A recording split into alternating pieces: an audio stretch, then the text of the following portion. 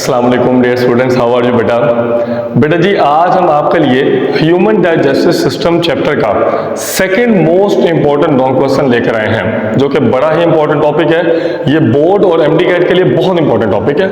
आइए जरा बात करते हैं। टॉपिक काफी लंबा चौड़ा है तो वीडियो भी काफी लंबी चौड़ी होगी। तो आइए जरा बात करते हैं। टॉपिक है बेटा हमारे पास के स्मॉल इंटेस्टाइन क्या होता है। तो सबसे पहले तो हमें यह पता होना चाहिए कि स्मॉल इंटेस्टाइन हमारी बॉडी में है कहां पर। बेटा जी मैंने आपको पहले भी बताया था, हमारी बॉडी में लेफ्ट साइड पे, पेट में लेफ्ट साइड पर होता है स्टमक यानी कि मैदा। अच्छा, स्टमक के बिल्कुल सामने जहां पर मैंने अब हाथ रखा हुआ है, इसके बिल्कुल सामने यहां पर होता है लिवर। अच्छा, स्टमक के बाद पेट के बिल्कुल बीचों बीच यानी यहां पर जहां पर मैंने अभी हाथ रखा हुआ है, पेट के बिल्कुल बीचों बीच एक पाइप होता है जो कि टेढ़ा मेढ़ा पाइप है, कंजुलेटेड है, बलदार है, टेढ़ा मेढ़ा पाइप है। इस पाइप को बेटा हम बोलते हैं स्मॉल इंटेस्टाइन। तो स्मॉल इंटेस्टाइन क्या है? ये पेट के बिल्कुल दरमियान में एक पाइप है जो कि कंजुलेटेड होता है, बलदार होता है। अच्छा, मैदे के बाद ये पाइप शुरू होता है और ये पाइप खत्म होता है जहां से लार्ज इंटेस्टाइन शुरू हो रही है। तो ये पाइप शुरू कहां से हो रहा? मैदे से। खत्म कहां पर हो रहा? लार्ज इंटेस्टाइन पे जाकर। अच्छा, ये पाइप होता कहां पर है? पेट के बिल्कुल बीचों बीच दरमियान में होता है। अच्छा, यहां पर स्टमक है, स्टमक के सामने लिवर है, लिवर के नीचे होता है गॉल ब्लैडर यानी कि पित्ता, और स्टमक के पीछे और निचले वाली साइड पर होता है पैंक्रियास, लबलबा। यानी ये कुछ बातें आपको पता होनी चाहिए। यानी अभी हमें समझ आ गया, ये स्टमक है, स्टमक के बिल्कुल बीचों बीच ये जो आपको पाइप नजर आ रहा है, ये सारा पाइप, ये पाइप बेटा हमारे पास है स्मॉल इंटेस्टाइन। अच्छा, स्टमक के नीचे और पीछे वाली साइड पर होता है पैंक्रियास, स्टमक के सामने मौजूद है लिवर और लिवर के नीचे होता है गॉल ब्लैडर। आज हमारा जो सारा मामला है वो इन्हीं चीजों के दरमियान में चलेगा। तो हम ये चाहेंगे आप पहले ना कम से कम आपको ये तो पता होना चाहिए कि ये हमारी बॉडी में चीजें हैं कहां पर। चलिए अब जरा बात करते हैं large small intestine. It is the longest part of alimentary canal.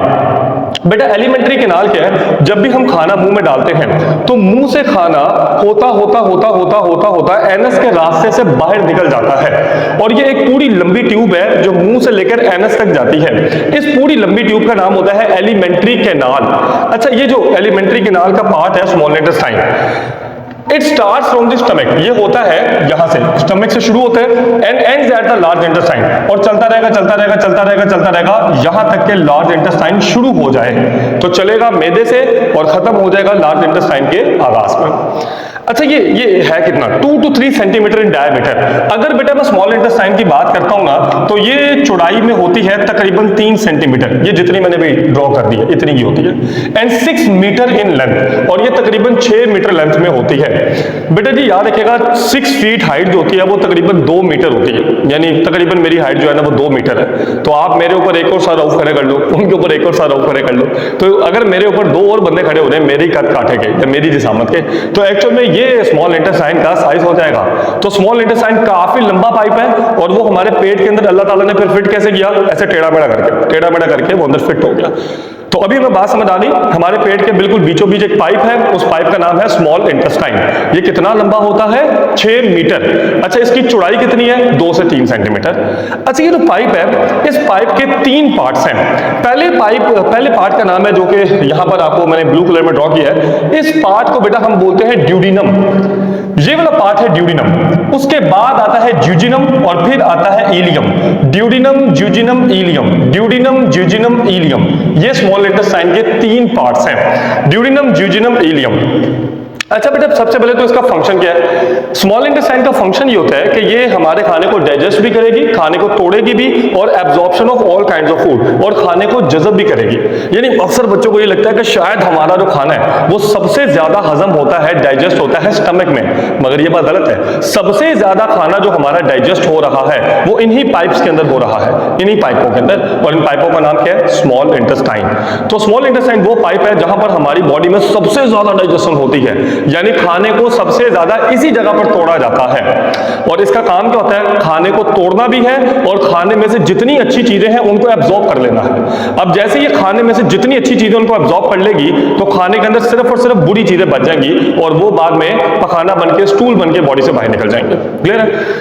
अच्छा, जिस तरह मैंने अभी थोड़ी देर पहले आपको बताया था कि स्मॉल इंटेस्टाइन के 3 पार्ट हैं, duodenum, jejunum, ileum. Duodenum, jejunum, ileum. बेटा सबसे पहले मैं ड्यूडिनम की बात करता हूं। ड्यूडिनम तकरीबन 20 से 25 सेंटीमीटर लंबी होती है, मतलब ये कोई बहुत ज्यादा लंबी नहीं है, 20 से 25 सेंटीमीटर। अच्छा, ये रफली इतनी की है जितनी मैंने व्हाइट बोर्ड पर ड्रॉ की है, इतनी की होती है तकरीबन। तो ये 20 से 25 सेंटीमीटर है। अच्छा, इसके अंदर होता क्या है, इसके अंदर कुछ ग्लैंड्स होते हैं। Produce an alkaline solution containing bicarbonate. अच्छा, आपको याद होगा हमने लास्ट टाइम पढ़ा था कि जब मैदे के अंदर खाना जाता है तो मैदा उस पर तेजाब छोड़ता है।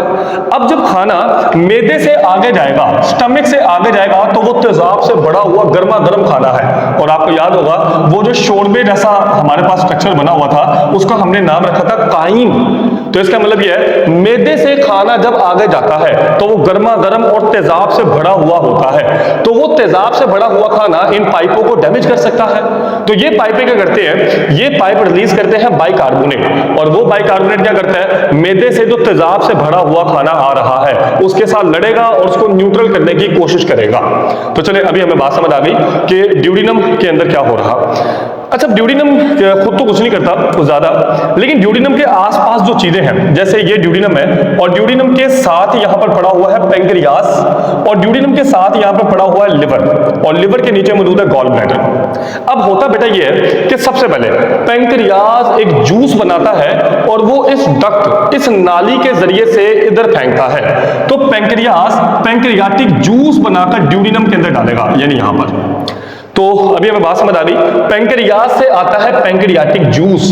अब ये जो पैंक्रियाटिक जूस है इसके अंदर पहली चीज क्या होती है, पैंक्रियाटिक जूस के अंदर भी बाइकार्बोनेट आयंस होते हैं। और मैं तुम्हें बता चुका हूं कि जब हमारा खाना तेजाब से बढ़ा हुआ आगे आएगा तो उस तेजाब से बढ़े हुए खाने को नॉर्मलाइज किया जाएगा, न्यूट्रल किया जाएगा इसके जरिए से। अच्छा, उसके बाद बेटे ये जो हमारे पास पैंक्रियास से जूस यहां पर आया है इसके अंदर बहुत सारे एंजाइम्स हैं। एंजाइम्स मतलब केमिकल्स हैं जो कि खाने को तोड़ेंगे। अब अगला स्टेप बेटा, सबसे पहले तो याद रखिएगा हम ज्यादातर क्या खाते हैं, या तो हम कार्बोहाइड्रेट्स खाते हैं, रोटी चावल वगैरह, या फिर हम प्रोटीन्स खाते हैं, गोश्त, अंडे, लोबिया वगैरह, या फिर हम लिपिड्स खाते हैं, देसी घी, मक्खन वगैरह। तो इन्हीं तीनों बेसिक चीजों को तोड़ने के लिए बहुत सारे केमिकल्स आएंगे। सबसे पहले कार्बोहाइड्रेट्स को तोड़ने के लिए जो केमिकल आएगा उसका नाम होगा pancreatic amylase. Pancreatic amylase pancreas से आया हुआ एक एंजाइम। अच्छा, एक छोटी सी बात हो, जिस लफ्ज के एंड में ASE आ जाए वो ना एंजाइम होता है, और हम ये चाहेंगे आप इस बात को अच्छे से याद रखें। पैंक्रियाटिक एमाइलेज, तो पैंक्रियास से एक एंजाइम आएगा जिसका नाम है पैंक्रियाटिक एमाइलेज। अब ये क्या करेगा, ये क्या करेगा, पॉलीसैकेराइड इनटू माल्टोज। बेटा पोली का मतलब क्या होता है, पोली का मतलब होता है मैनी, सैकेराइड का मतलब होता है शुगर, यानी ज्यादा सारे चीनी के मॉलिक्यूल आपस में चिपके हुए हों। तो आपको याद होगा आपने रोटी चावल वगैरह खाए होंगे, तो जो रोटी चावल आपने खाया हुआ है, जैसे ये एक चावल का दाना है, तो चावल के दाने में बहुत सारे ग्लूकोज के मॉलिक्यूल आपस में चिपके होते हैं। तो ये इस चावल के दाने को तोड़ेगा और चावल के दाने को तोड़ने के बाद कन्वर्ट कर देगा माल्टोज में। अब ये माल्टोज बेटा क्या होता है, माल्टोज एक डाइसैकेराइड है जिसमें सिर्फ और सिर्फ 2 ग्लूकोज के मॉलिक्यूल चिपके हुए हैं। यानी अब आपको समझ आया होगा कि जब हमारा खाना इस पाइप में दाखिल हुआ तो इस पाइप में पॉलीसैकेराइड थे, पॉलीसैकेराइड जिसमें ज्यादा सारे ग्लूकोज के मॉलिक्यूल आपस में चिपके हुए थे। तो इसने क्या करा, इसने उनको तोड़ना शुरू किया और उनके जोड़े बना दिया, यानी 2 ग्लूकोज के मॉलिक्यूल जिसका नाम क्या होता है, माल्टोज। तो फिलहाल पहला स्टेप हमें समझ आ गया, पैंक्रियास से जो जूस आएगा उसके अंदर मौजूद होता है पैंक्रियाटिक एमाइलेज जो कार्बोहाइड्रेट्स पर अटैक करता है और उनको कन्वर्ट कर देता है माल्टोज में। अगला स्टेप, कार्बोहाइड्रेट्स की बात खत्म, अब बात करेंगे प्रोटीन्स की। अच्छा, प्रोटीन्स को कौन तोड़ता है, प्रोटीन को तोड़ता है ट्रिप्सिनोजिन। अच्छा, ये बात भी याद रखिएगा, हमारी बॉडी में जो ज्यादातर एंजाइम बनते हैं वो इनएक्टिव फॉर्म में होते हैं। जैसे आपने पढ़ा होगा पेप्सिनोजिन मैदे के अंदर, मगर पेप्सिनोजिन जब एक्टिव होता था तो पेप्सिन। इसी तरह फाइब्रिनोजिन इनएक्टिव है, फाइब्रिनोजिन से फाइब्रिन एक्टिव है। इसी तरह ट्रिप्सिनोजिन इनएक्टिव है, मगर ट्रिप्सिनोजिन से बनता है ट्रिप्सिन। अब सवाल ये ऐसा क्यों कि हमारी बॉडी में जो ज्यादातर एंजाइम्स बन रहे हैं वो इनएक्टिव फॉर्म में क्यों बन रहे हैं। बेटा याद रखिएगा, ये जो ट्रिप्सिन एंजाइम है ये अटैक करता है प्रोटीन्स पर। अच्छा, सेल किस चीज का बना होता है, सेल भी तो प्रोटीन का बना हुआ है। तो अगर मान लीजिए कि सेल ने ट्रिप्सिन बना लिया तो वो तो सेल पर ही अटैक कर देगा, मतलब सेल ने ट्रिप्सिन को बनाया कि वो प्रोटीन पर अटैक करे, मगर सेल खुद भी तो प्रोटीन का बना हुआ है, तो ये जो ट्रिप्सिन है ये सेल पर ही अटैक कर देगा और सेल को खा जाएगा। तो इसीलिए सेल बनाता है ट्रिप्सिनोजिन इन एक्टिव फॉर्म। तो ट्रिप्सिनोजिन से बनता है ट्रिप्सिन, ट्रिप्सिनोजिन से बनता है ट्रिप्सिन, और इसको ट्रिप्सिनोजिन से ट्रिप्सिन बनाता कौन है? एंट्रोकाइनेज। एंट्रोकाइनेज क्या है? इंटेस्टाइन से निकलने वाला एक जूस या एंजाइम। अच्छा फिलहाल हमें बात समझ आ गई, प्रोटीन को तोड़ने के लिए ट्रिप्सिनोजिन को ट्रिप्सिन में कन्वर्ट कर दिया जाता है। उसके बाद अब जब ट्रिप्सिन बन जाएगा तो ट्रिप्सिन क्या करेगा? Digest proteins into polypeptides. अच्छा पोली का बेटा मतलब क्या होता है? पोली का बेटा मतलब होता है मैनी, और पेप्टाइड्स का मतलब होता है अमाइनो एसिड्स। तो ज्यादा सारे अमाइनो एसिड्स की जो चेन होती है ना उसको हम बोलते हैं पॉलीपेप्टाइड। अब जैसे यहां पर देखेगा, यहां पर बेटा आपको 2 अमाइनो एसिड्स की चेन नजर आ रही हैं। अब ये जो चेन्स आपको नजर आ रही हैं 2, इसको बेटा हम बोलते हैं प्रोटीन्स। तो ज्यादा सारे अमाइनो एसिड्स की चेन्स आपस में चिपक के बनाती हैं प्रोटीन्स। मगर अगले स्टेप के अंदर क्या हुआ? इस प्रोटीन को तोड़ा गया और इसमें से जो 2 चेन्स निकली उन दोनों चेन्स को अलग कर दिया गया। एक चेन आपको नजर आ रही है, तो ये क्या करता है? ये भाई साहब प्रोटीन को पकड़ेगा, प्रोटीन पे हथौड़े मार के उसको तोड़ेगा, और तोड़ने के बाद उसको कन्वर्ट कर देगा एक लंबी अमाइनो एसिड की चेन में, जिसका नाम क्या होता है? पॉलीपेप्टाइड। तो ज्यादा सारी चेन जो आपस में चिपकी हुई हैं उनको तोड़कर एक सिंगल चेन में कन्वर्ट करेगा पॉलीपेप्टाइड। तो चलिए अभी हमें बात समझ आ गई ट्रिप्सिनोजिन। ट्रिप्सिनोजिन के बाद जो अगला जो केमिकल है या अगला एंजाइम है उसका नाम है काइमोट्रिप्सिन, और ये भी प्रोटीन पर ही अटैक करेगा। और कार्बोक्सीपेप्टाइडेज, ये भी प्रोटीन पर ही अटैक करेंगे। तो काइमोट्रिप्सिन और कार्बोक्सीपेप्टाइडेज क्या करेंगे? जरा देखें, ये क्या करेंगे? ये जो लंबी चेन बन चुकी है अमाइनो एसिड की, ये इस लंबी चेन को तोड़ेगा यहां से। अब इसके अंदर टोटल 6 अमाइनो एसिड थे, तो ये टूटेगा तो 3 एक तरफ हो गए और 3 जो है वो दूसरी तरफ हो गए। अच्छा उसके बाद अब इसने क्या किया? इसने पॉलीपेप्टाइड यानी अमाइनो एसिड की लंबी चेन को स्मॉलर पेप्टाइड्स, छोटी चेन्स में तोड़ा, और फिर छोटी चेन्स को तोड़कर अमाइनो एसिड को अलग अलग कर देगा। तो बेसिकली अभी हमें बात समझ आ गई कि सबसे पहले इस भाई साहब ने क्या किया? इसने ज्यादा सारी चेन्स जो जुड़ी हुई थी आपस में उनको अलग अलग कर दिया, यानी चेन्स अलग अलग हो गई। अगले स्टेप में इस भाई साहब ने क्या किया? काइमोट्रिप्सिन और कार्बोक्सीपेप्टाइडेज ने इसने छोटी चेन्स बनाई, उस लंबी चेन्स को तोड़कर छोटी चेन्स बनाई, और छोटी चेन्स को तोड़कर अमाइनो एसिड्स बना दिए। क्लियर है? स्मॉलर पेप्टाइड से क्या बन गए? Amino acid. बढ़िया समझ आया? पहला कौन सा था? Pancreatic amylase. अगला कौन सा है? Trypsinogen, chymotrypsin and carboxypeptidase. Trypsinogen, chymotrypsin, carboxypeptidase. अच्छा ये यहां पर तो हो गई प्रोटीन की डाइजेशन। अगला स्टेप पैंक्रियाटिक लाइपेज। अच्छा ये पैंक्रियास से एक और एंजाइम है जिसका नाम लाइपेज। अब ये लाइपेज किस पर अटैक करता है? As the name is indicating कि लाइपेज अटैक करेगा लिपिड्स के ऊपर। अच्छा ये लिपिड्स को तोड़ेगा और तोड़कर कन्वर्ट करेगा फैटी एसिड और ग्लाइसरोल में। अच्छा एक छोटी सी बात हो, आपने भी देखा ही है कि सबसे पहले प्रोटीन को जब तोड़ा जा रहा है तो प्रोटीन की लंबी चेन्स बन रही हैं, फिर लंबी चेन से छोटी चेन्स बन रही हैं, और फिर अमाइनो एसिड बन रहे हैं। मतलब एक लंबा चौड़ा प्रोसीजर है प्रोटीन को तोड़ने का। मगर लिपिड्स याद रखेगा जब भी टूटेंगे कंप्लीट टूटेंगे। लिपिड्स ऐसा नहीं होता पहले तोड़ोगे कुछ और बनेगा, फिर तोड़ोगे फिर कुछ और, ऐसा नहीं है। लिपिड्स जब भी टूटेंगे मुकम्मल टूटेंगे, और लिपिड्स को तोड़कर बनता है फैटी एसिड और ग्लाइसरोल। लिपिड्स को तोड़कर बनता है फैटी एसिड्स और ग्लाइसरोल। क्लियर है? अगला स्टेप, अब हमने लिपिड्स को भी तोड़ दिया, प्रोटीन्स को भी तोड़ दिया और कार्बोहाइड्रेट्स को भी तोड़ दिया। अच्छा इसके अलावा जब हम खाना खा रहे होते हैं तो उसमें सेल्स भी तो होते हैं ना, और सेल्स के अंदर डीएनए आरएनए होता है, और डीएनए आरएनए को तोड़ने के लिए आता है पैंक्रियाटिक न्यूक्लियेसिस। और ये क्या करता है? डीएनए आरएनए को तोड़कर न्यूक्लियोटाइड्स में कन्वर्ट करता है। क्योंकि आपको पता ही होगा ज्यादा सारे न्यूक्लियोटाइड्स आपस में चिपकते हैं और इनके चिपकने से बनता है डीएनए या आरएनए, जिस तरह अमाइनो एसिड्स के चिपकने से प्रोटीन्स बनती हैं। तो चलिए अभी हमें बात समझ आ गई। पैंक्रियास से एक बहुत ही बढ़िया, एक बहुत ही आउट क्लास जूस आता है। इस जूस में कार्बोहाइड्रेट्स को अटैक करने के लिए भी चीजें हैं, प्रोटीन्स पर अटैक करने के लिए भी चीजें हैं, इसी जूस के अंदर लिपिड्स पर अटैक करने के लिए भी चीजें हैं, और इसी जूस के अंदर डीएनए और आरएनए को तोड़ने के लिए भी चीजें होती हैं। तो चले अभी हमें बहुत अच्छे से समझ आ गया। अगला स्टेप बेटा जी, यहां पर आपको नजर आ रहा है लिवर, ये लिवर। अच्छा लिवर के नीचे होता है गॉल ब्लैडर यानी कि पित्ता। अब लिवर क्या करता है? लिवर बेटा एक पीला जूस बनाता है और इस जूस का नाम होता है बाइल। अच्छा लिवर इस जूस को बनाता है और जूस को बनाने के बाद स्टोर कर देता है गॉल ब्लैडर में। तो याद रखिएगा, क्या गॉल ब्लैडर बाइल बनाता है या नहीं बनाता? नहीं बनाता।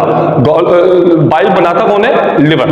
तो याद रखिएगा, लिवर बाइल को बनाएगा, गॉल ब्लैडर उसको सिर्फ स्टोर करेगा, जमा करेगा, दैट्स इट। अगले स्टेप में अब आपको पता है कि खाने की यहां पर तोड़फोड़ हो रही है, यहां पर एकदम लड़ाई चल रही है, जंग चल रही है बहुत हैवी किस्म वाली। अब क्या होगा? अब यहां से गॉल ब्लैडर से बाइल निकलेगा और वो भी इस लड़ाई में पार्टिसिपेट कर लेगा। अब यहां पर आ चुका है बाइल। तो अब ये बाइल दरअसल क्या है? बाइल के अंदर बाइल सॉल्ट्स होते हैं और बिलीरुबिन होता है। अब सबसे पहले ये जो बाइल आया है, बाइल सॉल्ट्स इसके अंदर जो होंगे ये क्या करेंगे?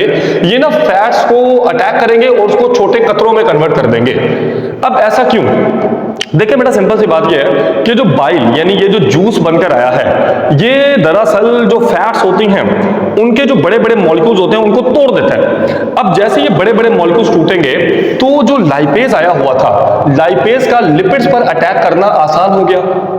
यानी तुम ऐसा समझ लो कि लाइपेज लिपिड्स पर अटैक करना तो चाह रहा है, मगर दिल ही दिल में उसको ये बात पता है कि वो नहीं कर सकता, क्योंकि लिपिड्स या फैट जो है वो बड़े बड़े स्ट्रक्चर्स हैं, बड़े बड़े कतरे हैं। तो अभी सबसे पहले क्या करेगा? ये जो बाइल आया हुआ है, बाइल क्या करेगा? उस लिपिड को तोड़ेगा और तोड़ने के बाद उसके नन्हे मुन्ने छोटे छोटे कतरे बना देगा। अब जैसे बाइल उस फैट्स के छोटे छोटे ड्रॉपलेट्स, ड्रॉप्स का मतलब होता है कतरे और ड्रॉपलेट्स का मतलब होता है छोटे कतरे, तो ये फैट्स के छोटे छोटे कतरे बना देगा। फैट्स के छोटे छोटे कतरे बनाने के बाद ये भी तो पॉसिबल है ना कि वो दोबारा आपस में चिपक जाए। यानी इसने किया क्या? इसने मान लीजिए कि ये हमारे पास है फैट, ये इस फैट को तोड़ेगा और तोड़ने के बाद छोटे छोटे इसके कतरे बना देगा, मगर ये भी तो पॉसिबल है ना कहीं ये दोबारा आपस में चिपक के यही ना बना दे तो ये उनको वापस मिलने भी नहीं देगा। तो बाइल के दो काम हमने पढ़ लिए, मतलब बाइल सॉल्ट्स के। तो बाइल सॉल्ट्स का पहला काम क्या था? उसने फैट को तोड़ना है और छोटे छोटे ड्रॉपलेट्स में कन्वर्ट कर देना है। उसके बाद क्या होगा? इनको आपस में मिलने भी नहीं देना है। अब जब ये दो काम ये कर देगा ना, तो अब लिपिड्स का इस पर अटैक करना बड़ा ही आसान हो जाएगा। आपने घर पे भी ऐसे किया हुआ है। अगर मान लीजिए मेरे पास एक प्लेट है और उस प्लेट पर तेल लगा हुआ है, ज्यादा सारा घी लगा हुआ है, तो अगर मैं उसको खाली पानी से धोऊंगा तो क्या वो धुल जाएगी? नहीं ना, उसके ऊपर साबुन वगैरह लगाना पड़ता है, डिटर्जेंट लगाना पड़ता है। डिटर्जेंट वहां पर आकर करता क्या है? डिटर्जेंट उस जो तेल है ना, उस तेल को तोड़ता है और बिल्कुल नन्हे मुन्ने छोटे छोटे कतरों में कन्वर्ट कर देता है, जिससे वो प्लेट आराम से धुल जाती है। तो अब हमें बात समझ आ गई, क्या लाइपेज जो है, क्या लाइपेज लिपिड्स पर अटैक कर सकता है? नहीं कर सकता। लाइपेज लिपिड्स पर तब तक अटैक नहीं कर सकता जब तक बाइल के अंदर मौजूद बाइल सॉल्ट्स उसको तोड़कर नन्हे मुन्ने छोटे छोटे कतरों में कन्वर्ट ना कर दें। क्लियर है? उसके बाद अच्छा, बाइल के अंदर हमारे पास होता है बिलीरुबिन। अच्छा, ये बिलीरुबिन क्या होता है बेटा जी? याद रखिएगा, हमारे अंदर जो रेड ब्लड सेल्स पाए जाते हैं, रेड ब्लड सेल्स का मतलब होता है खून के अंदर पाए जाने वाले लाल रंग के सेल्स, तभी तो हमारा खून लाल रंग का दिखता है। अच्छा, जो हमारे खून में लाल रंग के सेल्स पाए जाते हैं ना, इनकी उम्र होती है 4 महीने। अब ऐसा नहीं है कि जब तुम बचपन में पैदा हुए तो जो खून तुम्हारे अंदर था आज भी वही है, ऐसा नहीं होता। जो भी खून तुम्हारे अंदर बना है आज, ठीक 4 महीने बाद उस खून को तोड़ दिया जाता है। जैसे मान लीजिए कि आज मेरे जिस्म के अंदर एक खून का कतरा बना, तो ठीक 4 महीने बाद उस खून के कतरे को तोड़ दिया जाएगा। अब जैसे उस खून के कतरे को तोड़ा जाएगा तो वो खून का कतरा टूटेगा और टूट के किसमें कन्वर्ट हो जाएगा? बिलीरुबिन में। अच्छा, अब ये बिलीरुबिन जाएगा लिवर में। अब जैसे ही लिवर के अंदर जाएगा तो ये लिवर में बाइल में जाकर शामिल हो जाएगा। आपको याद है ना, लिवर एक जूस पैदा कर रहा था जिसका नाम था बाइल। बाइल गॉल ब्लैडर के अंदर आता था, फिर इसके अंदर जाता था और लिपिड्स पर अटैक करके उनको छोटे कतरों में कन्वर्ट करता था। उसी बाइल के अंदर यहां पर होता है बिलीरुबिन। अब ये बिलीरुबिन कहां से आया? खून को तोड़ने से। तो पुराने खून को तोड़ने से आया बिलीरुबिन। अच्छा, जब ये पुराना खून टूटेगा, ये लिवर के अंदर जाएगा और ये बाइल में जाकर मिक्स हो जाएगा। अच्छा, उसके बाद जैसे ये बाइल इंटेस्टाइन्स के अंदर से गुजरेगा, तो इंटेस्टाइन से गुजरने के बाद स्टूल में यानी पखाने में शामिल हो जाएगा और जिस्म से बाहर निकल जाएगा। तो हमने क्या समझा? हमने समझा कि जो मेरा खून का कतरा आज बना, ठीक 4 महीने बाद वो खून का कतरा टूट जाएगा। अब कौन तोड़ेगा वो आप बड़ी क्लासेस में पढ़ोगे। अच्छा, वो 4 महीने बाद खून का कतरा टूटा। खून का कतरा टूटने के बाद कन्वर्ट हो गया बिलीरुबिन में। अब वो बिलीरुबिन कहां पर आ गया? लिवर में। लिवर क्या करेगा? उसको गॉल ब्लैडर में फेंकेगा और गॉल ब्लैडर से वो किधर चला जाएगा? ड्यूडिनम में। अच्छा, ड्यूडिनम से डेफिनेटली वो स्टूल बनके। लेकिन मान लीजिए कि अगर यही बिलीरुबिन हमारे खून के अंदर शामिल हो जाए तो फिर क्या होगा? हमारा पूरा जिस्म पीला पीला दिखने लग पड़ेगा और इसी को हम बोलते हैं जॉन्डिस, पीला यरकान। तो पीला यरकान क्यों होता है? पीला यरकान क्यों होता है? अगर यही बिलीरुबिन हमारे ब्लड के अंदर जमा हो जाए तो accumulation of bilirubin in blood. तो अगर बिलिरुबिन हमारे खून के अंदर जमा हो जाए तो पूरा जिस्म पीला पीला नजर आने लग पड़ता है और इसको हम बोलते हैं जॉन्डिस, यानी कि पीला यरकान। तो चलें, अभी हमें बात समझ आ गई कि लिवर की तरफ से आया है बाइल, और बाइल के अंदर होते हैं बाइल सॉल्ट्स और बिलिरुबिन। अच्छा, पैंक्रियाज से क्या आया था? पैंक्रियाज से आया था पैंक्रियाटिक जूस, जिसके अंदर क्या क्या था? पैंक्रियाटिक एमाइलेज, और क्या था भला? ट्रिप्सिनोजिन, काइमोट्रिप्सिन, कार्बोक्सीपेप्टाइडेज, और क्या था? लाइपेज और न्यूक्लियस। तो चलिए, अभी हमें बात समझ आ गई कि ड्यूडिनम के अंदर कहां से कौन कौन सी चीज आ रही है और खाने की कैसे कैसे बैंड बजाई जा रही है। अब यहां तक तो चले, हमें कॉन्सेप्ट मिल गया।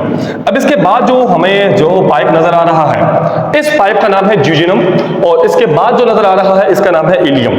अब जरा ज्यूजिनम और इलियम की बात करते हैं। अच्छा, ज्यूजिनम और इलियम के अंदर डाइजेशन तो होगी, मगर साथ में एब्जॉर्प्शन भी होगी। अगर तुम्हें याद हो तो ड्यूडिनम में सिर्फ और सिर्फ खाने को तोड़ा गया है। अगले स्टेप में ना सिर्फ खाने को तोड़ा जाएगा, बल्कि उसके अंदर से अच्छी अच्छी चीजों को एब्जॉर्ब भी किया जाएगा ज्यूजिनम और इलियम में। यानी जब भी हम खाना खाते हैं तो हमारे पेट में कितने कॉम्प्लेक्स मैकेनिज्म चलते हैं उसको तोड़ने के लिए। अभी थोड़ा फील हो रहा है, मतलब कितना बढ़िया सिस्टम है यार अल्लाह ताला ने बनाया हुआ। खैर, अच्छा आगे देखें जरा, ज्यूजिनम और इलियम। ज्यूजिनम होती है 2.4 मीटर लंबी और इलियम होती है 3.5 मीटर। 2.4 मीटर, 3.5 मीटर, और ये 20 से 25 सेंटीमीटर, तो टोटल हो गया 6 मीटर। हो जाएगा यार, 3.5 मीटर, 2.4 मीटर और 20 से 25 सेंटीमीटर। अच्छा, उसके बाद अब ज्यूजिनम और इलियम के अंदर से भी कुछ केमिकल्स निकलते हैं, कुछ जूस निकलता है। उसके अंदर होता है एमाइनोपेप्टाइडेज, और मौजूद होता है एरिप्सिन। अच्छा, और मौजूद होता है लाइपेज, और मौजूद होता है माल्टेज, और होता है सुक्रेज, और होता है लैक्टेज। अच्छा, जरा सबसे पहले तो जरा देखिएगा, आपको याद होगा पैंक्रियाज से जो जूस निकला था उसके अंदर था पैंक्रियाटिक एमाइलेज, और उसने कार्बोहाइड्रेट्स को कन्वर्ट किया था किसमें? माल्टोज में। माल्टोज क्या होता था? जिसमें दो ग्लूकोज के मॉलिक्यूल आपस में चिपके होते हैं, मगर इन दो ग्लूकोज के मॉलिक्यूल्स को तोड़ के एक दूसरे से अलग अलग कौन करेगा? ज्यूजिनम और इलियम के अंदर मौजूद माल्टेज। माल्टेज वो एंजाइम है जो माल्टोज को तोड़कर दो ग्लूकोज के मॉलिक्यूल को अलग अलग करता है। क्लियर है? अब ये क्या? सुक्रेज। अच्छा, सुक्रेज क्या होता है? सुक्रेज अटैक करता है सुक्रोज पर। अच्छा, सुक्रोज क्या होता है? सुक्रोज ग्लूकोज और फ्रक्टोज के चिपकने से बनता है, तो ये भी एक डाइसैकराइड है। तो सुक्रेज क्या करेगा? इसको तोड़ेगा और ग्लूकोज और फ्रक्टोज को अलग अलग करेगा। तो ये माल्टोज को तोड़कर दो ग्लूकोज के मॉलिक्यूल निकालेगा, ये सुक्रोज को तोड़कर ग्लूकोज और फ्रक्टोज को अलग अलग कर देगा। लैक्टेज। अच्छा, लैक्टेज किससे बनता है? लैक्टेज बनता है ग्लूकोज और गैलेक्टोज के आपस में चिपकने से। तो ये क्या करेगा? ये इसको तोड़ेगा और ग्लूकोज और गैलेक्टोज को अलग अलग करेगा। तो अभी हमें बात समझ आ गई। माल्टेज अटैक करता है माल्टोज पर, सुक्रेज अटैक करता है सुक्रोज पर, और लैक्टेज अटैक करता है लैक्टोज पर। क्लियर है? अच्छा, उसके बाद लाइपेज तो मैंने आपको बता ही दिया था कि लिपिड जब भी टूटेंगी तो कंप्लीट ही टूटेंगी, और वो बनती है फैटी एसिड और ग्लाइसरॉल से।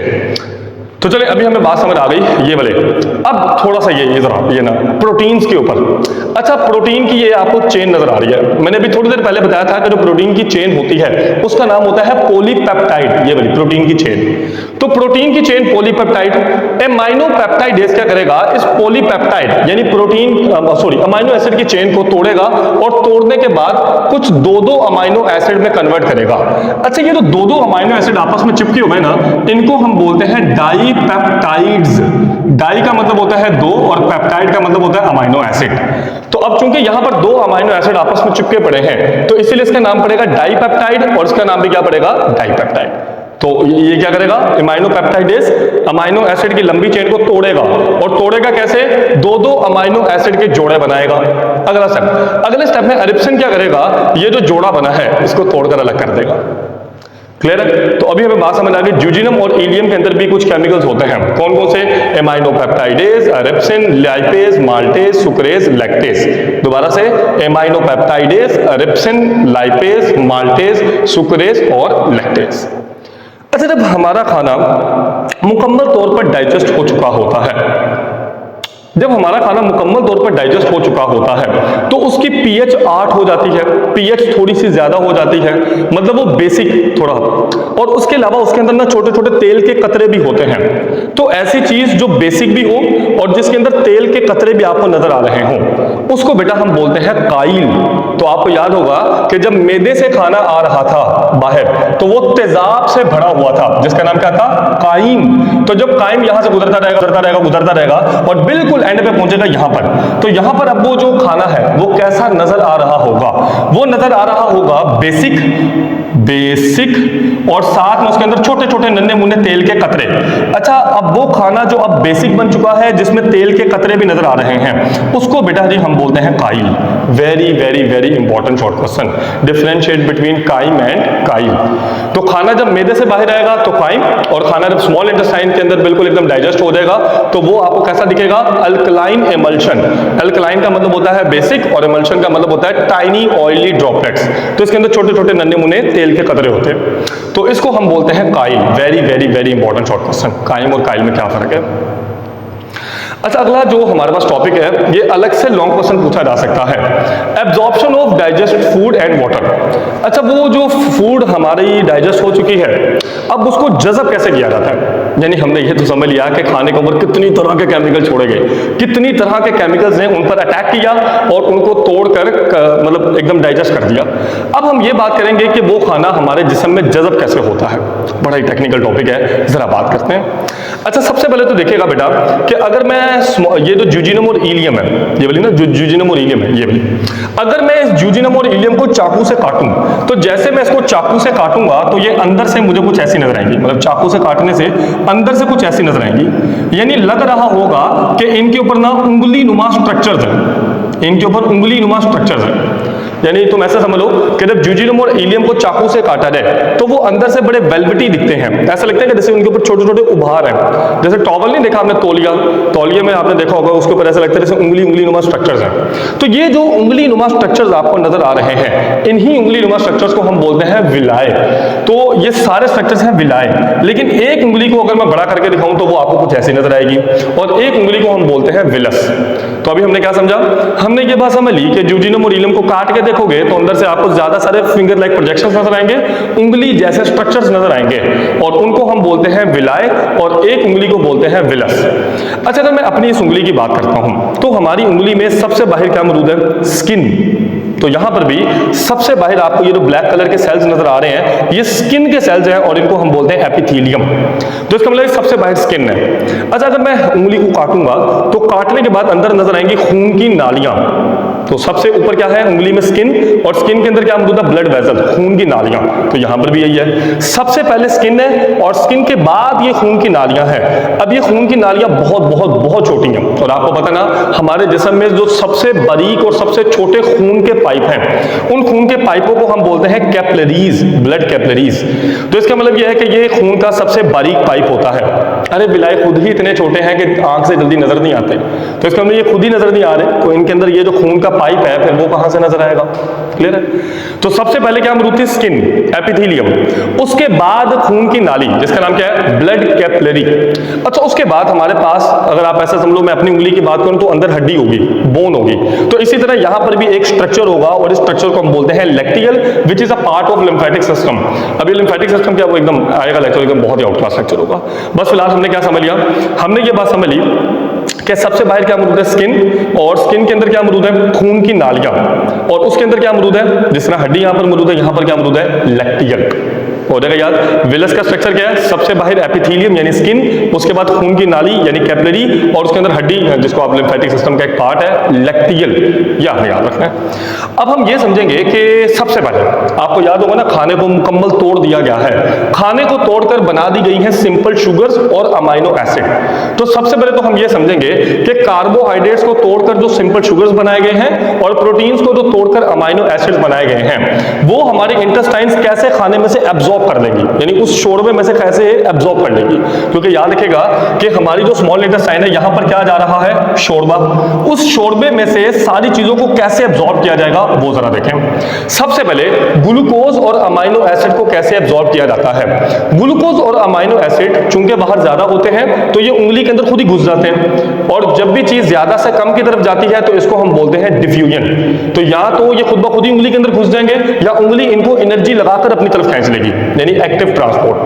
तो सबसे पहले ग्लूकोज और अमाइनो एसिड चले गए इस एपिथेलियम सेल, एपिथेलियम्स के अंदर।